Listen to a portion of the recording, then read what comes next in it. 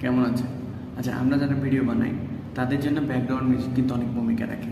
এখন আমরা যেখান থেকে পারি সেখান থেকে যদি ব্যাকগ্রাউন্ড মিউজিক ডাউনলোড করে লাগাই, তো সেই জন্য আমাদের অনেক সময় কপিরাইট ইয়া কপি ক্লেম চলে আসে।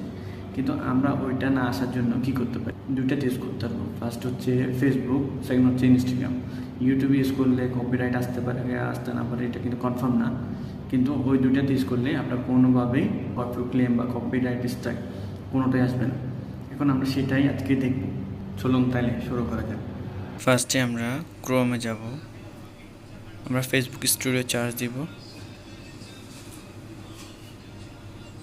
ফেসবুক স্টুডিও চার্জ দেওয়ার পরে একটু জুম করব। ক্রিয়েটর স্টুডিও ফেসবুক এটাতে ক্লিক করব। আসার পরে একটু জুম করব। জুম করে এখানে আছে অল টুলস, ওইখানে